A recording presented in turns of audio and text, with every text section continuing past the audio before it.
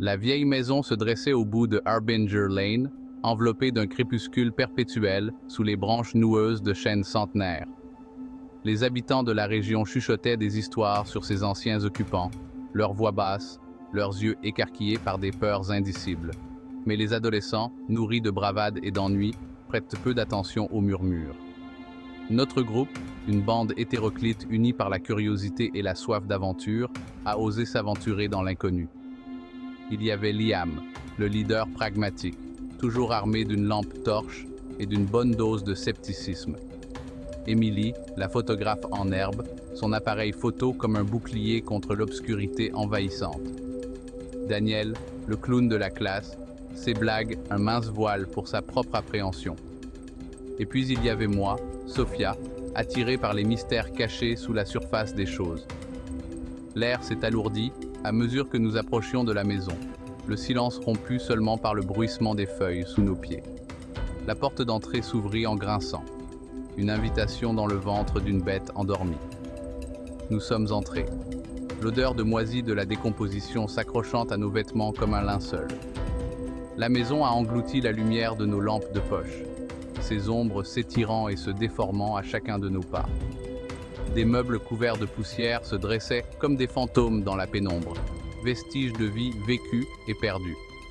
Nous nous sommes déplacés comme des explorateurs à travers les ruines d'une civilisation oubliée, chaque pièce révélant de nouvelles preuves de la lente décomposition de la maison.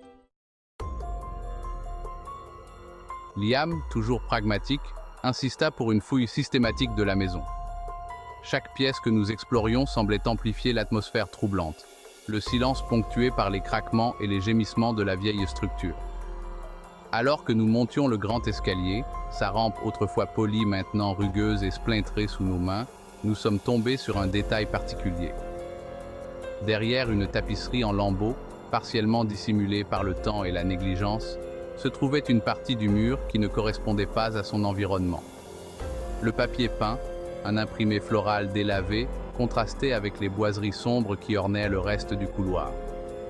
La curiosité piquée, Liam passa sa main sur la surface, son front plissé dans ses pensées. « Il y a quelque chose d'étrange avec ce mur, murmura-t-il, sa voix à peine un murmure dans le silence pesant. On dirait que c'est... creux. » « Peut-être que ça cache un passage secret vers un trésor de pirate !» s'exclama-t-il, sa voix résonnant dans le couloir vide. Mais son rire avait un son creux, trahi par le tremblement de ses mains. Emily, toujours l'artiste, était attirée par l'anomalie. Elle passa ses doigts sur le papier peint délavé, traçant le contour de la porte cachée. Son contact semblait réveiller quelque chose dans la maison. L'air se refroidit et les ombres autour de nous s'épaissirent, comme si la maison elle-même retenait son souffle. Avec un grognement, Liam appuya contre le mur à l'endroit où le papier peint rencontrait les boiseries. À notre grande surprise, il céda avec un gémissement sourd, révélant une ouverture étroite qui semblait absorber la lumière de nos lampes de poche. Une odeur de moisi, comme celle de la terre retournée, flottait de la porte cachée, nous faisant froid dans le dos. Nous avions trouvé le secret de la vieille maison de Harbinger Lane. Mais ce n'était pas un trésor qui nous attendait. C'était quelque chose de bien plus troublant. Un halètement collectif nous échappa lorsque nous avons jeté un coup d'œil dans la pièce cachée. Elle était plus petite que ce à quoi nous nous attendions, à peine assez grande pour nous contenir tous. Des particules de poussière dansaient dans le seul rayon de lumière émanant de la lampe torche de Liam, éclairant l'étrange contenu à l'intérieur. La pièce était meublée, si l'on peut dire, d'un étrange assortiment d'objets. Une chaise berçante se balançait doucement dans un coin, malgré l'absence de toute brise. Une horloge de parquet, son pendule figé dans le temps, montait la garde contre un mur. Et sur une petite table au centre de la pièce reposait un journal immaculé, relié en cuir, ses pages remplies d'une élégante écriture cursive. Mais c'est l'atmosphère de la pièce qui nous a vraiment captivés. Elle semblait lourde, comme si l'air lui-même était épais de souvenirs non dits et d'émotions refoulées. La température a chuté sensiblement lorsque nous avons franchi le seuil, l'odeur de moisi s'intensifiant, s'accrochant à nos vêtements et à notre peau comme une étreinte fantomatique. « Cette pièce !» chuchota-t-elle, sa voix à peine audible au-dessus des battements soudains de nos cœurs. « C'est comme si elle respirait, Elle n'avait pas tort.